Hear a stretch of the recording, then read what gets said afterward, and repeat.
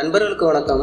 இந்த உலகில் வாழ்ந்து கொண்டிருக்கிற ஒவ்வொருக்குமே மகிழ்ச்சியா வாழணும்னா பணம் தேவைப்படாது. ஆனா அதே நேரத்துல நம்மள மகிழ்ச்சியா வைத்துக்கொள்ள பணம்ங்கிறது ஒரு முக்கிய கருவியா இருக்குன்னு சொல்ல போனாலும் அதை யாராலையுமே மறுக்கவும் முடியாது. நம்முடைய வாழ்க்கையில உணவு, உடை, இருப்பிடம் எப்படி ஒரு முக்கிய பங்கு வகிக்கிறதோ அதை எல்லாத்தையும் வாங்கக்கூடிய இன்னொரு முக்கியத்துவம் வாய்ந்த ஒண்ணு இருக்கும்னு பாத்தீங்கன்னா அது பணமா தான் இருக்கும். இப்படி இருக்கிற பணத்தை நாம எப்படி சரியான முறையில கையாளணும்னு சொல்லக்கூடிய புத்தகம் தான் மார்வின் ஹவுஸில் அவர்களால் எழுதி வெளிவந்த த சைக்காலஜி ஆஃப் மணி. சுமார் 20 தலைப்புகள் கொண்ட இந்த புத்தகத்திலிருந்து நிறைய கற்றுக்கொள்ள இருந்தாலும் கூட எனக்கு தெரிந்த வரையில மிக சுருக்கமா சொல்ல போனா தேவைக்காக பணத்தை செலவு செய்யலாம், ஆனா தேவையில்லாம செலவு செய்யக்கூடாது என்பதுதான். ஆனா அது என்ன என்பது அவர்களுடைய விருப்பங்களை பொறுத்தது. உதாரணத்துக்கு சொல்ல போனீங்கன்னா அவர்களோட வளரக்கூடிய காலகட்டம், சூழ்நிலை, சமூக சிந்தனை, பொருளாதார புரிதல், அதிர்ஷ்டம், ஆசைகள் இவற்றை அடிப்படையாக கொண்டு இருக்கும் என்றுதான் இந்த ஆசிரியர் நமக்கு சொல்ல வராரு.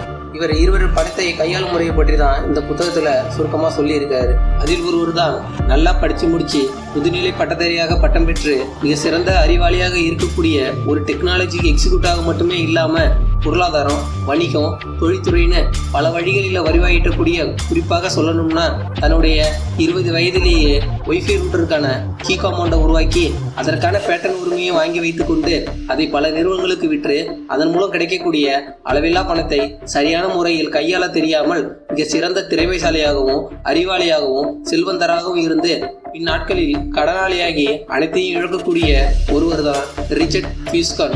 இன்னொருவர் யாருன்னு கேட்டீங்கன்னா அமெரிக்காவில் 2014ஆம் ஆண்டு காலகட்டத்தில் விபத்துகள், நோய்கள் மற்றும் இதர சூழ்நிலையின் காரணமாக 28 லட்சம் பேர் இறந்து போறாங்க. இப்படி இறந்து போகக்கூடிய மக்கள்ல 4000 பேருக்கு தான் அவங்களுடைய சொத்து மதிப்பு $8 மில்லியன் மேல இருக்குதுன்னு ஒரு அறிக்கையும் அவங்க வெளியிடுறாங்க. இப்படி $8 மில்லியன் சொந்தக்காரன ஒருவர் தான் இப்ப நம்ம பார்க்க போற ரொனால்டு.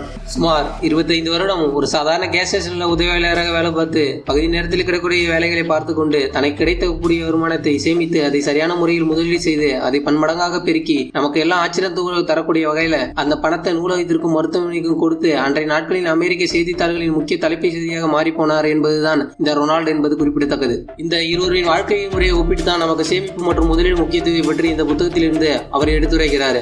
இங்கே ஒருவருக்கு எல்லா வசதிகளும் கிடைக்கப்பெற்றோம், அதை சரியான முறையில கையாள தெரியாம கடலில் மாட்டக்கொள்ளக்கூடிய ஒருவர். இன்னொருத்தர் பக்கம் பாத்தீங்கன்னா இவை அனைத்தும் இல்லாமலே வரக்கூடிய பணத்தை சிறந்த முறையில் கையாண்டு தனது வாழ்வில் வெற்றி பெற்ற மற்றொரு. இப்படி இந்த இருவரின் நடவடிக்கை காரணமாக அவர் சொல்லக்கூடிய சைக்காலஜி தான் சைக்காலஜி ஆஃப் த மணி. இறுதியாக நான் சொல்ல வர்றது என்னன்னு கேட்டீங்கன்னா சிறுதுளி பெருவெள்ளம் தான் அது. எனக்கு தெரிந்த வகையில இந்த புத்தகத்தை பற்றி மிக சுருக்கமாக சொல்லி இருக்கிறேன். இந்த தகவல்கள் உங்களுக்கு பயனுள்ளதாக இருந்திருக்கும் என்று நம்புகிறேன். மீண்டும் சந்திப்போம் நண்பர்களே.